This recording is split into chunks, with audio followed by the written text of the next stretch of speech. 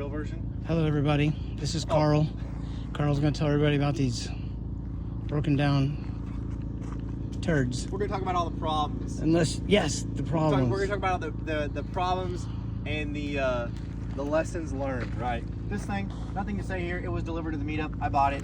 Thank you, Brandon. Does it run? No, it does not. It does not run. Okay, No, that's cool. Non-running. Okay, I bought it non-running. I have not worked on it. Not worked on it. Okay. So I haven't even touched it yet for it to be my fault. Gotcha. The guy behind the camera is Triple E. Actually, you know what? I really don't have anything bad to say. The rear, well, I do actually. The rear brake caliper, we don't really know for sure if it's due to some human foot sticking on it, or maybe it's getting stuck. But the brake caliper, it's trying to match the color of the stripes. It's trying to turn blue. It's a little purple. It's a little, yeah, it's getting purple. But this thing actually, it's really done great for it being its first time out. I think in 9 years. This one's been good. Oh, thank you very much, Rusty. Yeah. Thank you very much, Rusty. My Challenger. Coolest car looking out here, man. It looks pretty cool. It does not run very cool, apparently. It runs hot, and it is showing it now with 90 pounds of compression. It's a little on the low side. It's a little. It's a little on. When you pull on it, you gotta try to put some compression into the engine while you're pulling it over. Into it, not out of it. You gotta give it everything it's got, because this thing is, it's not looking too good. Rusty's machine, he knows the deal. This thing. Bulletproof. Oh, besides his air filter coming apart, right? He had an air filter that just dissolved. Oh, fell apart. Yeah, it fell apart completely. So lack of maintenance. Lack of maintenance of this thing, but it's bulletproof. it's pretty much bulletproof. He's got it dialed in pretty well. It probably was the best running thing out here. We can skip this one. This thing right here, this is the best machine out here. Best. Loaded, sits for 6 months, fired it up, good to go. No complaints whatsoever. 83, best machine ever made. I beat all these people in the trails out here. I even have a picture of me in front of a pilot racing, we're doing like 80 mile an hour. I'm ahead.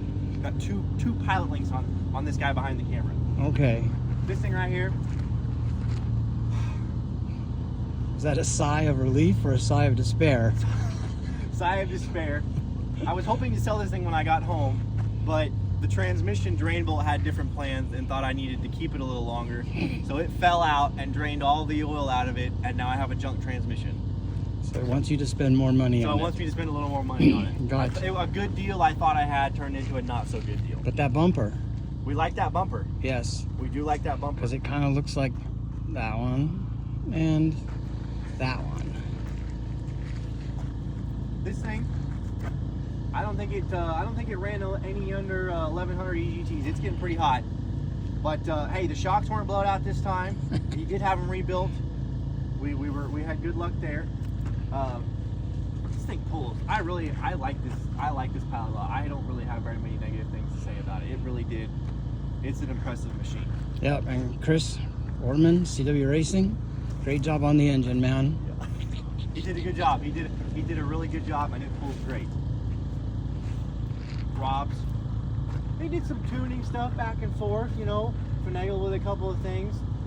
Bob and I had a bet over under on an hour and a half to get the pipe on.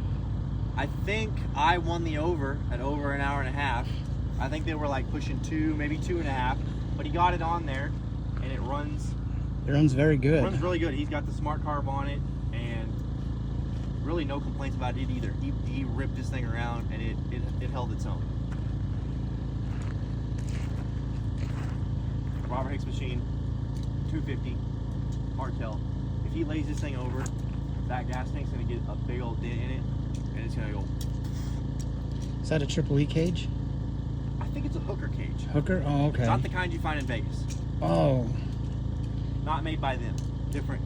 But it'll still kill you, so it could be. It'll still kill you or give you something you'll have to live the rest of your life with. So. A bad limp. Maybe if you don't pay. Maybe you need money too, just like y'all.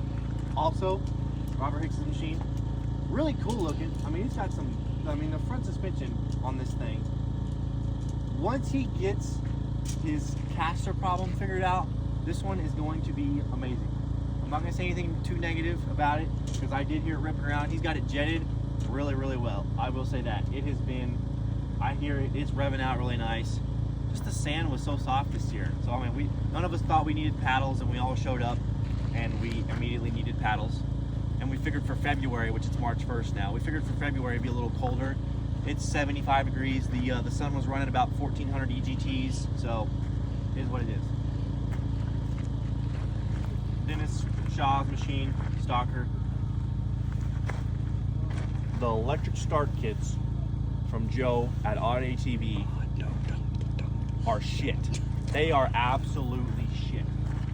I mean, you really have got to have your setup dialed in to make the electric starts work on these. So dialed in that you have to bring a spare pull start because they are known to completely, the ring gears are known to come apart and eat your $250 stator, your $150 flywheel, ruin your $700 electric start kit, and then total out your $250 pull start. So with that being said, after he removed the electric start kit, this thing ran great until the pull cord broke. So we'll see this thing next year. Dennis does a lot of R&D on this thing. He builds a lot of engines and runs them in this machine. Dennis is a great guy. He loves the Odyssey community and would do anything for anybody else that needed a hand. So we really do appreciate Dennis and all the deals that he supplied us with and how nice he always is. So that is your Odyssey Rally 2025 recap.